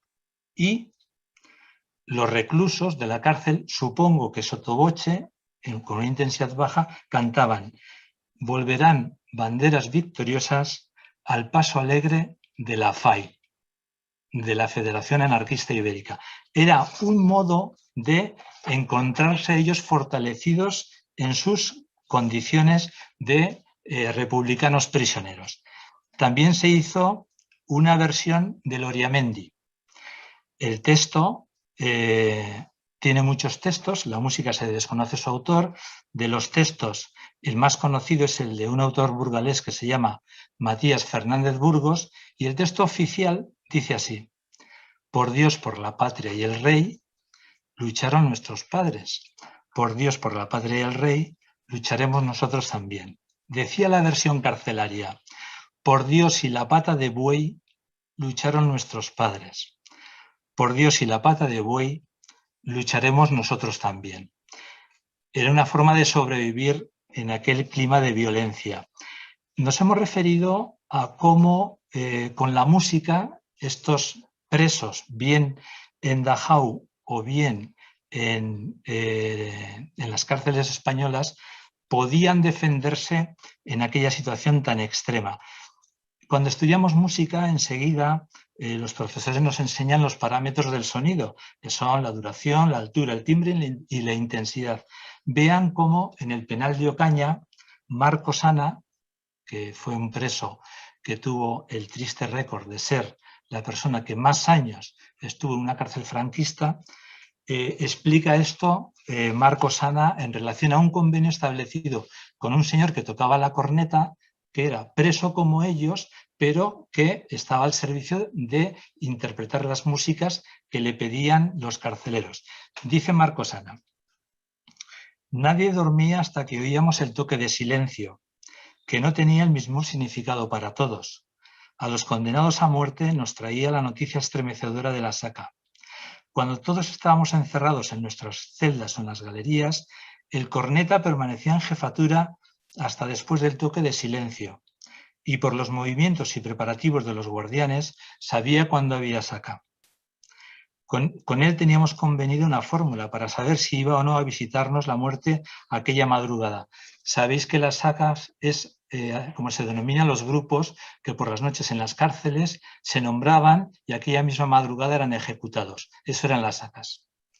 Si el corneta alargaba el final del toque de silencio y lo dejaba morir lentamente, sabíamos que un grupo de nosotros vivía su última noche. Si por el contrario el toque elevaba con fuerza su final, podíamos dormir tranquilos porque nuestra vida se prolongaba al menos durante 24 horas. Como veis, la música tiene en el universo carcelario y en el concentracionario una gran importancia. Para concluir, ¿se puede incorporar la orientación propuesta para la música al estudio del bombardeo de Guernica? Al tratarse de una pregunta retórica, la respuesta solo puede ser sí. Creo que es importante rebelarse de alguna manera contra una inercia en el trabajo de las investigaciones que consultan fuentes, después a veces no se hace un estudio suficientemente crítico y un error pasa durante mucho tiempo a otras nuevas publicaciones. Yo en el trabajo que hago y con algún grupo con el que colaboro, siempre invito a ir un poquito más allá. En el caso concreto de los archivos, yo creo que es muy importante frecuentar los archivos personales. Todo no está ni en las bibliotecas ni en los archivos convencionales. Hay que frecuentar los archivos personales. Es muy importante ver las notas de elaboración de distintos trabajos, porque el resultado final en otras fases anteriores no daba ese resultado. Es importante conocer esas notas de elaboración. Las librerías anticuarias en ocasiones nos devuelven documentos muy importantes que no podemos conseguir en las tiendas convencionales. Los mercadillos de Lance. Y voy a acabar con dos documentos que estos ya sí tienen relación con el bombardeo de Guernica, que son los que siguen. Este es un pequeño cancionero, creo que se ve bien ahora, adquirido en una librería anticuaria alemana. Es del año 39-40. Los soldados alemanes, al pertenecer a un pueblo con una cultura musical muy desarrollada, cuando tenían estos cancioneros, si faltaba alguna obra, de alguna forma la incorporaban. A ver si podemos. En la última hoja han añadido una canción. A continuación, otra manuscrita. A continuación, otra manuscrita. En la parte central, una octavilla con una nueva canción. Y, finalmente, detrás de la cubierta, no se ve el título, pero es una canción de la Legión Cóndor. El ejército alemán, escrita en España, claro, el ejército alemán tenía la particularidad de que antes de sus conflictos bélicos, además de armamento, se pertrecha de cancioneros. El propietario de este cancionero consideró que aquí faltaban obras importantes, igual él había participado en la Legión Cóndor y con una fotocopia la adhirió a la primera parte del cancionero. En esos mismos lugares que he citado se puede encontrar esta octavilla, es una pena que no se pueda leer lo que dice, es la marcha de los bombarderos de la Legión Cóndor. Esta es la octavilla que se entregaba en España a los soldados para que la aprendieran. Bien, como lo he dicho al comienzo, lo reitero ahora, con todos estos materiales y otros, bueno, les voy a enseñar una vasca también, un folleto con canciones vascas, el Guernica Coarbola, el Agur Jaunak, que recoge las canciones de la Guerra Civil y algunas de la Segunda Guerra Mundial. O sea que es un poco posterior este breve cancionero. Si observáis, todos los cancioneros se pueden plegar de manera que se puedan transportar en el bolsillo del uniforme. Bien, hasta aquí mi intervención. Muchas gracias por su interés y si en el coloquio necesitan alguna cosa, estaré encantado de responderles.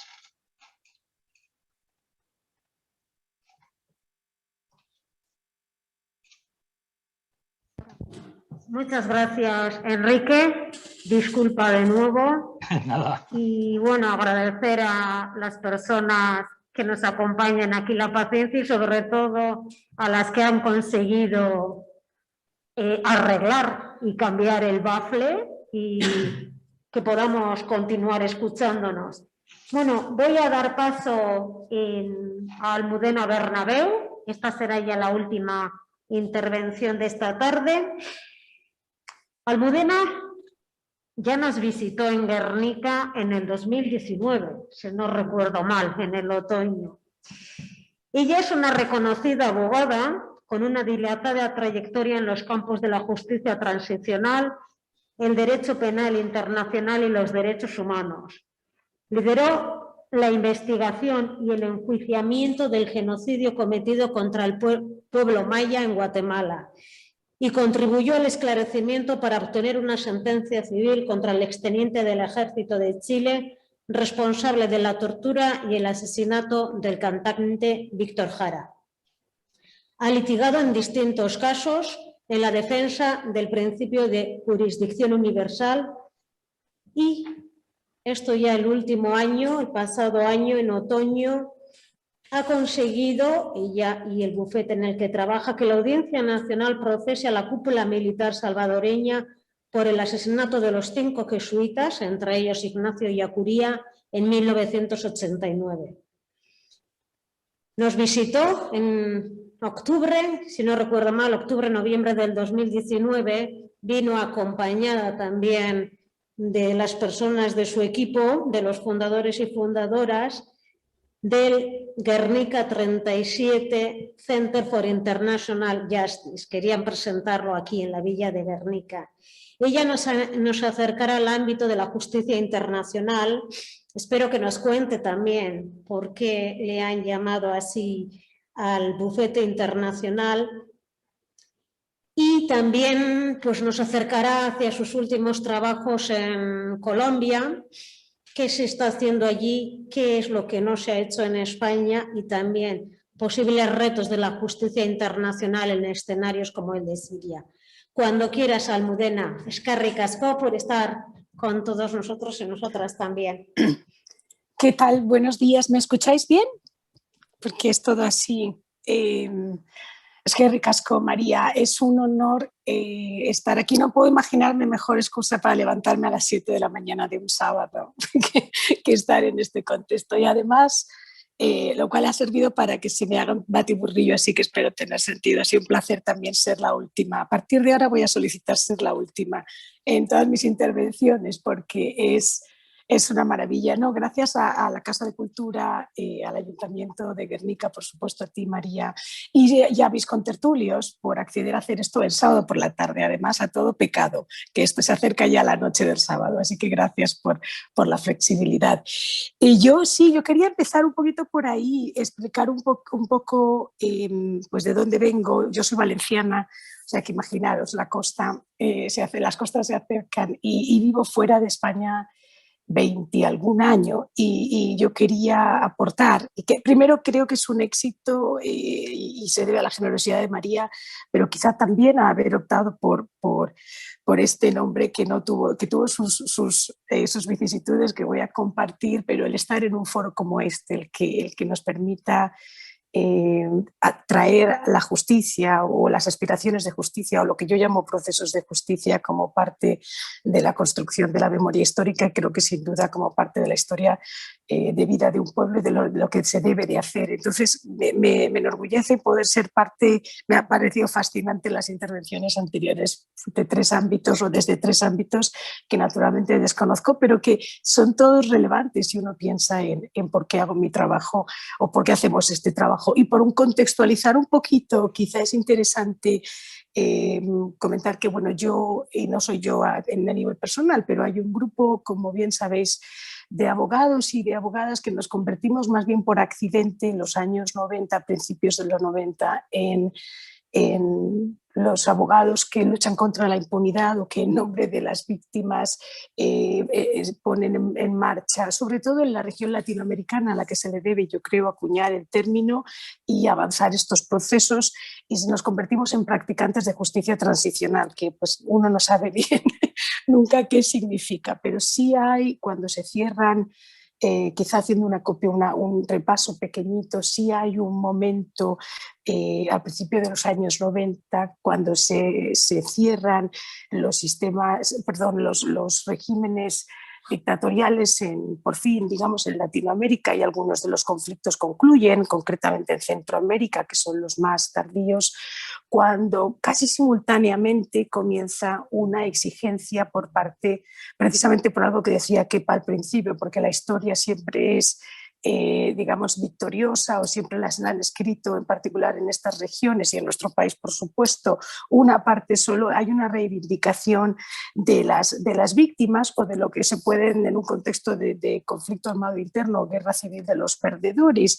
Creo que hay una nueva ola o una nueva versión de resistencia, tanto por parte de las víctimas directamente como por sociedades civiles muy robustas que se han quedado excluidas de estos procesos de cierre o de estos procesos de firma de la paz, generalmente incluso liderados por agentes extranjeros, como pueden ser Naciones Unidas o gobiernos como el estadounidense. Y en ese anhelo, me gusta a mí contar que se forja esta experiencia profesional de representación legal de esos intereses de las víctimas, muy precaria, seguro, cometimos todos los errores, pero hay una recuperación en tribunales tanto nacionales como de terceros países de indagar sobre las provisiones legales que permitan hacer construcción o que permitan articular mecanismos de justicia en nombre de las víctimas.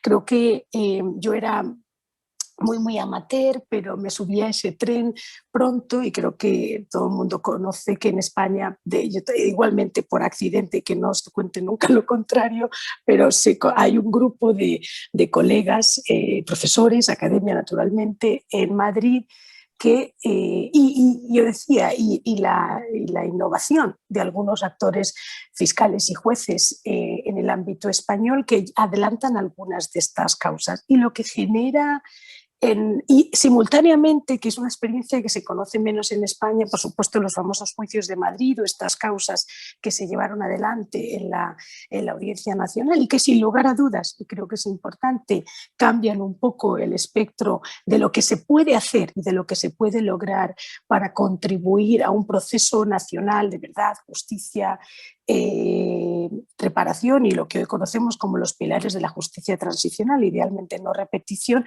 sin lugar a dudas revisten una importancia especial cuando se detiene a Pinochet, un tema que todo el mundo conoce, que es la primera vez que se detiene a una persona con un cargo oficial, en aquel momento senador, y se le pone en la tesitura que se le puso, que aunque no resultó posiblemente exitosa cuando uno piensa en los parámetros de justicia, sí revolucionó un poco el mundo, yo decía, de esa representación de las víctimas y de poder llevar a instancias oficiales y poder dar a conocer los anhelos de las víctimas de otra manera. Simultáneamente, y todo esto lo cuento un poco para explicar también por qué optamos con mis socios constituir este grupo después de casi 20 años, que además se llama Guernica. Simultáneamente en Estados Unidos se abría también esa posibilidad en tribunales federales. Por accidente arrancaban esas causas, yo decía, por aquí también, estuve involucrada y hay un momento, intentando recuperar también algunas de las cosas fascinantes que decía el profesor Tellez, hay un momento en el que en Estados Unidos se vuelve, por ser tradición de derecho oral y de precedente jurídico de otra naturaleza, no el sistema continental que tenemos nosotros, se vuelve mucho a lo que se conoce como la historia legislativa de un determinado conjunto de leyes o una determinada, cuerpo doctrinario. Y en el contexto de esas causas que llevábamos, estoy hablando del año 99 y del año 2000, que parece que fue ayer, pero ya hace un rato, volvíamos a la historia legislativa y la primera y con la única con la que se relacionaban los jueces federales norteamericanos era con la historia legislativa de los principios de Nuremberg y del Estatuto de Nuremberg.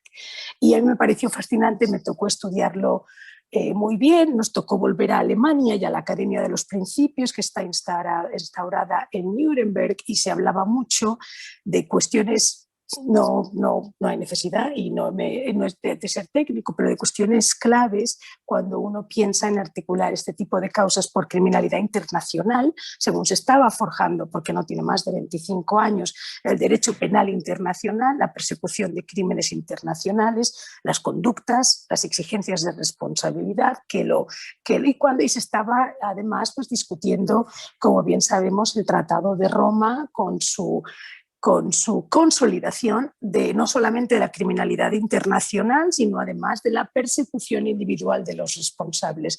En ese momento histórico, a mí me parece fascinante, se volvía a discutir las bases teóricas de la persecución a civiles, del ataque indiscriminado, es decir, una serie de elementos claves en la definición de crimen de lesa humanidad y de las conductas subyacentes que constituirían el crimen. Y sin embargo, y aquí voy a ser un poco había una niña pesada en muchas de estas discusiones, Almudena de Valencia, que decía, ¿y qué pasa con Guernica? ¿Por qué no hablamos de Guernica? Yo revisaba las convenciones de Ginebra, igualmente hay una historia legislativa detrás y hay una serie de debates que además se transcribieron, porque en eso los norteamericanos son muy, muy peculiares y hacen transcripciones literales de todos estos debates, y pudimos hacernos que además si es algo que lo tengo, por cierto, digitalizado, o sea que si es algo que interesa, yo siempre a María se lo tengo que hacer llegar, porque esto debe de estar en Guernica. Hubieron discusiones muy, muy sustantivas sobre el bombardeo de Guernica. Efectivamente, María José lo decía al principio, hay un momento de cómo ha pasado, dicho sea de paso, en Colombia y ha pasado en El Salvador con guerrillas, con FMLN, donde se culpa y se intenta dar una versión oficial que lógicamente elude responsabilidades o lo nubla. Entonces hay una serie de discusiones sobre, incluso en Naciones Unidas hubieron inicialmente textos en los que se habla de un ataque de de los republicanos y no un ataque de las diferentes aviaciones combinadas italiana, española y alemana, o más bien alemana. Pero entonces yo quería recuperar un poco la historia legislativa, conseguimos incluirlo en varios de los casos, pero yo quiero decir que el conocimiento internacional del crimen del bombardeo de Guernica como posiblemente el primer crimen, digamos, lo mencionaba creo que María José el propio Kepa, es decir, la primera vez que hay un bombardeo discriminado, donde la intencionalidad, es decir, que esto es muy importante a la hora de donde el mens rea es precisamente porque es un momento, es una ciudad, es un día de mercado donde saben que van a encontrar mayoritariamente población civil desarmada, mujeres, niños y ancianos, que creo que fueron la mayoría de las víctimas. En esa intencionalidad se basa un poco muchos de los parámetros del dolo, que después se incluyeron en el Tratado de Roma. Y ahí me parecía una locura que no lo tuviéramos diseccionado, que no se analizara como se analizaron muchos otros aspectos en tema de Nuremberg. Al final, Guernica, desde mi punto de vista, el bombardeo de Guernica, creo que es común, pero hay poco conocimiento, digamos, es el primer... no es el primer crimen de lesa que se ha hecho en alguna ocasión, pero sí da lugar, sin lugar a dudas, al derecho internacional humanitario como lo conocemos y como se aplica hoy, recogido tanto en el Estatuto de Roma como en los diferentes tribunales y en los diferentes estatutos que se han venido desarrollando. Así que, en paralelo, si me permitís esta introducción amplísima, en paralelo creo que hubo también un déficit y ha sido algo que hemos intentado subsanar e intentamos subsanar. Hubo un déficit también en estas causas, en mi opinión, a pesar de que soy abogado y lógicamente creo mucho en estos procesos, yo creo que hubo un déficit muy importante en lograr a lo largo de 2 décadas que estos casos, estas investigaciones penales y que estos casos que representaban precisamente la historia de los que nunca cuentan o de los que perdieron o de los que no tienen voz, como se ha dicho en algunos ámbitos, se perdió mucho la capacidad de contextualizar estos casos, de verdad convertir estos procesos de justicia no en un objetivo en sí mismo, que era llegar a un tribunal o conseguir una condena, lo cual, dicho sea de paso, pasa poquísimas veces, y prestarle mayor atención al proceso en sí mismo y al rol que, en este caso, las comunidades afectadas, los pueblos, hayan pasado 1 o 35 años, que generalmente son mis casos.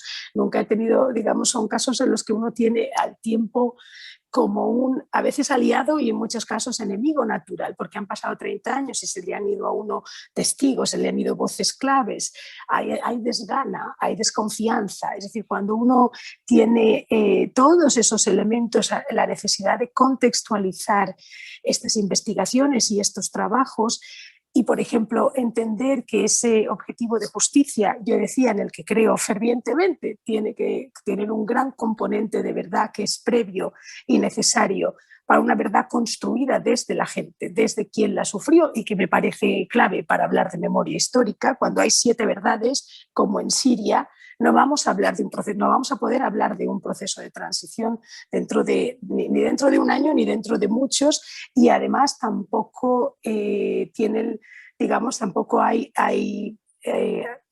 ganas, o como diría yo, hay voluntad en estos momentos de poder hablar de una memoria colectiva o de un esfuerzo colectivo de memoria que les vaya a funcionar. Y en ese contexto fue que fundamos un grupo de abogados, y esto es un poco por respondiendo a María, pero del que estoy orgullosa y creo que se puede mejorar naturalmente, pero la idea fue cambiar un poco, no tanto lo que se hace, al final es la lucha contra la impunidad, es la reivindicación de los derechos de las víctimas, los procesos de justicia transicional, si me permitís, bien hechos, no como una especie de esquema que todos los países debemos seguir a rajatabla, sino un entender que necesita cada país en un contexto de post-represión o de post-violencia para poder pasar página, para poder garantizar que en definitiva se resarce a las víctimas y eso no vuelve a ocurrir, y profundizar, yo decía, en los procesos, no tanto en los objetivos. Y con eso fundamos un grupo y decidimos llamarlo Guernica, y fue una decisión muy deliberada y fue al mismo tiempo muy premeditada. Yo quisiera decir que fue interesante también cuánta gente, yo se lo contaba a María en privado, cuánta gente en Estados Unidos aplaudió que llamáramos al grupo Guernica, cuánta gente no entendió por qué llamábamos al grupo Guernica, es decir, no consideraban Guernica más allá de, no solamente del cuadro de Picasso, que es lo de menos, pero ni siquiera, o sea, no consideraban Guernica como ese hecho histórico para mí fundamental y decisivo en el contexto del desarrollo del derecho penal internacional, yo decía, y derecho internacional humanitario, a pesar de ser gente en el ámbito académico, profesional, que me concierne. Y en última instancia, que creo que es importante decirlo en este contexto, si me permitís, con todo el respeto, cuánta gente en España me intentó persuadir para que no lo llamara Guernica. Que eso fue para mí lo más, quizá porque estoy fuera de España, yo soy, lógicamente, también hay un componente personal, todos tenemos una historia relativamente próxima con la Guerra Civil Española, yo tengo la mía con mis abuelos y con gente muy implicada en el anarquismo y en el sindicalismo y campos de concentración y cárceles, y era una historia que parece que es personal, y el proceso de memoria histórica en España es especialmente precario, en mi opinión. Hay muchas opiniones que no viene al caso que yo expresaría de cómo se manejó desde la política pública, pero sobre todo de cómo se ha, para mí, instrumentalizado para avanzar otras agendas que poco tienen que ver con la reconciliación o con, no reconciliación, pero con educar a la gente. Yo creo que la educación es fundamental y soy la primera que se confiesa muy ignorante realmente de que otros países y otras provincias dentro del territorio de la península ibérica han sufrido a lo largo no solo de la guerra, sino de la represión posterior, incluso de los años en democracia. Y creo que llamar Guernica Guernica fue un esfuerzo de reivindicación en ese sentido. Creo, y es interesante pues un poco por contar lo que nosotros venimos haciendo, yo sí creo que el proceso de justicia, yo decía, y para mí, para eso es muy importante que nos llamemos Guernica, sí creo que los procesos de justicia, entendidos, como yo decía al principio, como un proceso de verdad, donde se genera un espacio de igualdad entre la víctima y el perpetrador, no porque exista esa igualdad, sino porque un proceso judicial, si se respetan los parámetros, hay una equivalencia, hay una horizontalidad entre víctima y perpetrador y supuestamente un agente neutro que permite contribuir a la construcción de esa verdad. Yo sí creo, que era la pregunta que me planteaba María para venir a este debate, que contribuye a la creación de la memoria histórica. Y sí creo que no se puede, creo que no se puede separar de la educación, yo decía, de la cultura, de una visión crítica de la historia, pero sí creo que tiene el poder, la contundencia no sé si es porque nuestras sociedades, y eso lo he visto en Latinoamérica también, son extremadamente formalistas, o se ha confiado mucho históricamente en el sector justicia o en el poder público. Hasta cierto punto la institucionalidad no ha sido tan débil como en otras partes del mundo o en otras regiones, incluso en momentos de dictaduras militares o en momentos de represión y de conflicto, pero sí hay una confianza depositada y entendida un poco en silencio en operadores de justicia. Y yo creo que eso, como abogada, me lo he tomado muy en serio, y es que sí creo que en ese ámbito, yo decía, es un poco pretencioso decir se reconcilia, pero sí en ese ámbito se traen a una misma mesa partes, elementos, personas, seres humanos, aspiraciones que no se encuentran en muchos otros ámbitos. Y es interesante porque cuando ahora mismo estamos, por poner dos ejemplos que son muy distintos y al mismo tiempo equivalentes, y uno está detrás del otro, y hay una especie de inusitada entre quién en Siria está intentando desde el exilio poner en marcha un proceso, yo decía, de justicia transicional y quién lo están materializando en Colombia. Estamos trabajando en ambos espacios. En Colombia, como pues supongo que es conocido, tras la firma de los acuerdos de paz entre el gobierno y las FARC, todos los grupos realmente guerrilleros, pero con las FARC lógicamente a la cabeza, se generó una cosa que sin lugar a dudas es muy colombiana, pero se generó un proceso de justicia transicional que prácticamente, que de hecho lo que ha creado es un poder judicial o como un poder, un cuarto poder dentro del contexto del país. Cuando uno acepta la separación de poderes, hay un cuarto poder que es el poder transicional, con 3 mecanismos: una comisión de la verdad, una unidad de búsqueda de las personas dadas por desaparecidas, que es como lo llaman, y una justicia especial para la paz, que es a todas luces una jurisdicción, es crear una jurisdicción entera como la encontraríamos, como es la ordinaria o como es la nuestra en España, que se lleva una jurisdicción y se va a encargar de analizar los 50 años de conflicto. Una barbaridad, si me pedís opinión, que no la voy a dar, que me la pidáis, una tarea extraordinariamente difícil, extraordinariamente formalista, pero quizá necesaria para ver otros componentes que son claves. Que habrá justicia, que habrá paz en Colombia una vez estas 3 entidades hagan su trabajo, posiblemente no. En mi opinión, la paz en Colombia va a depender de un esfuerzo que, dicho sea de paso, se ha modelado mucho con esfuerzos que se han hecho en el País Vasco, y un esfuerzo que está funcionando mucho, que es crear mesas alternativas de diálogo entre los diferentes agentes que han sido claves cada uno en su capacidad en el conflicto. Y yo quería traer a colación, porque ha habido 2 especialmente importantes. No es un proceso como quizá ha priorizado algunas órdenes religiosas en el contexto colombiano y algunos actores de la sociedad civil, de reconciliación en sí mismo. Yo creo que es más un proceso de construcción colectiva de lo que nos pasó, y un proceso, hemos sido muy activos y trabajando con las comunidades, pero es interesante.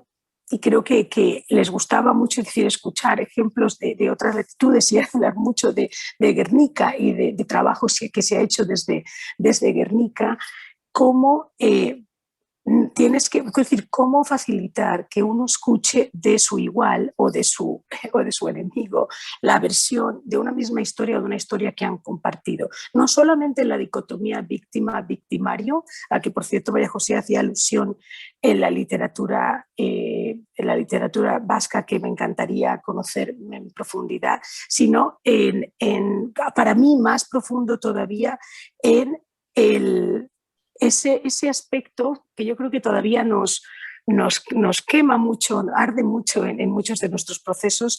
Las personas que han sido cómplices, eso sin duda alguna todavía duele en Alemania, quienes fueron cómplices sin ser victimarios, sin ser actores directos, en la sostenibilidad de esta violencia, en lo que en esta violencia representaba en beneficio económico, en moda, en oportunismo para adherirse a, pues hablábamos del ecoturismo, es decir, ha habido enriquecimiento en Colombia desde que se instaura el ecoturismo o el turismo rural. Es decir, y hay violencia que está directamente asociada con la recuperación de determinados espacios, selva, ríos, etcétera, para ese turismo. ¿Quién es responsable de eso? ¿Quién es cómplice directo, indirecto, consciente o inconsciente de eso? ¿Dónde creas el espacio para que el afrocolombiano de la costa pueda contarle al empresario, a la ONG, por supuesto al paramilitar, y se han empezado a abrir estos espacios de diálogo dificilísimos, sin saber ser intermediarios nos hemos convertido de alguna manera en facilitadores. Yo más que hacer nada, más que aprendo a marchas forzadísimas, pero son espacios que están, yo creo que tienen el potencial muy avanzado en el contexto de lo que es un proceso de justicia transicional muy complejo. Los retos van a ser enormes, pero tiene el potencial de acompañar o de construir o de educar a la par que puedan emerger sentencias de la Justicia Especial para la Paz o un informe más o menos robusto y más o menos capaz de satisfacer la historia colombiana del conflicto, que va a emanar en breve, de hecho, de la Comisión de la Verdad. Y en paralelo, y con esto termino porque creo que el debate va a ser fascinante, está Siria, y quisiera traer la atención a Siria porque la primera vez que hemos estado trabajando desde Siria en esfuerzos, por supuesto, desde la crisis, desde la pseudo mini revolución en el 2015 que desata la violencia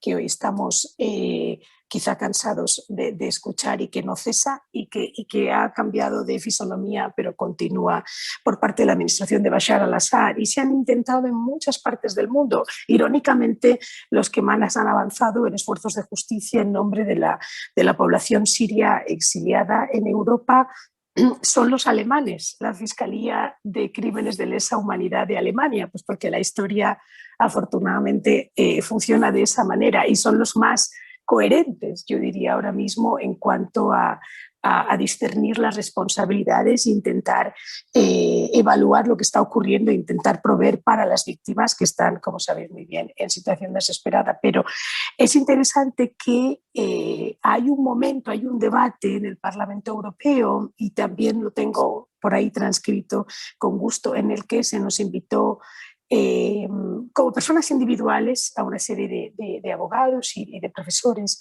para hablar de la situación en Siria. Y cuando el portavoz, si no recuerdo mal, austríaco, habla de la situación con mucha vehemencia, una persona muy apasionada, y coge el micrófono para describir la situación de Siria, antes de que habláramos cada uno de qué podemos hacer, esto ya tiene por lo menos 3 o 4 años, en su primera intervención él dice: estamos viendo otro Guernica.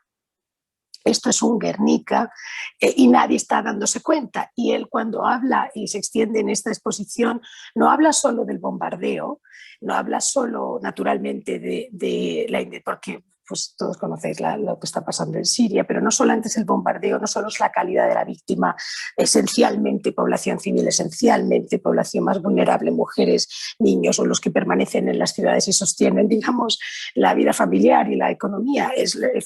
Estaba hablando de, sobre todo, yo decía, de la intencionalidad. Este parlamentario austríaco resalta y compara Siria con Guernica precisamente porque se estaba buscando y se ha estado buscando y se puede demostrar hoy por hoy. Hay desclasificados, hay muchos documentos.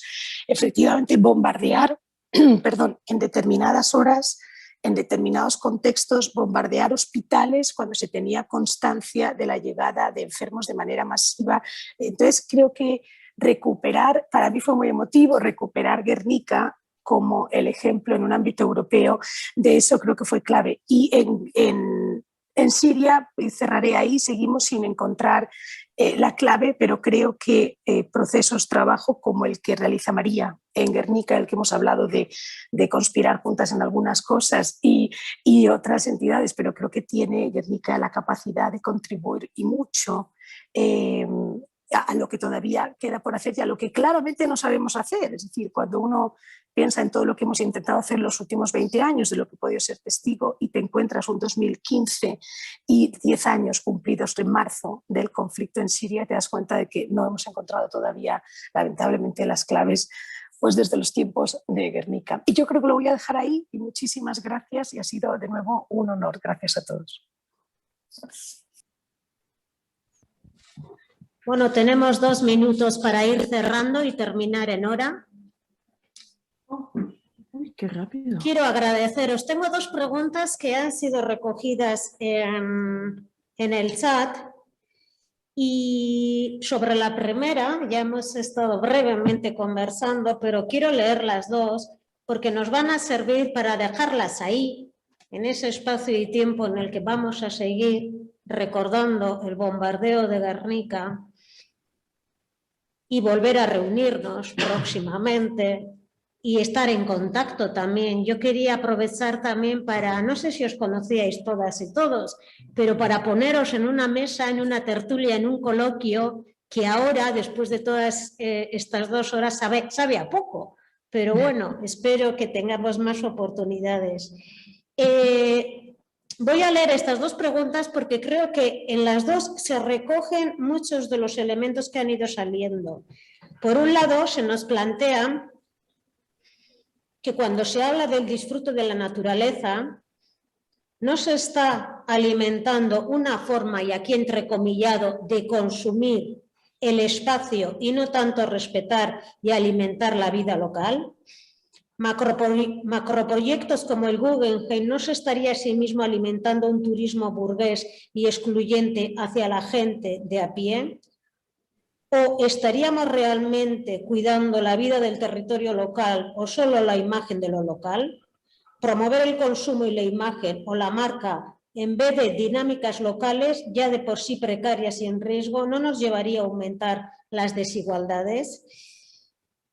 La segunda pregunta plantea, se ha citado Guernica de Ken Saspi y ha habido muchas expresiones culturales, Bakearen Doinuak, Melodías de Paz, Guernica Garretan, Guernica en llamas, así como numerosos hitos simbólicos y biográficos. Pero ¿cuándo habrá una manifestación artístico-memorística que muestre, aflore a la luz los nombres, rostros de las víctimas del bombardeo en el espacio civil del centro de la villa, como se ha hecho en Durango o Ochandio? Me han parecido 2 planteamientos que por un lado muestra el interés que tienen estos temas de memoria, el bombardeo de Guernica, lo colectivo, lo simbólico, lo local, lo global, sobre todo porque nos sigue dando que pensar y esa aportación, siempre que la memoria dé que pensar, yo creo que es una contribución que puede servir para pensarnos nuestro estar y nuestro ser en el mundo, para habitar estos espacios, los territorios en los que vivimos de una manera con memoria, de una manera sostenible y con criterios de justicia social. Entonces me parece que esta mesa ha sido una aportación interesante para seguir dialogando sobre estos temas. Agradecer a Joaquín Garatea, concejal de Cultura del Ayuntamiento de Guernica el Humo, el haber abierto esta opción, también el estar tan receptivo hacia epistemologías críticas para seguir pensándonos en este Guernica.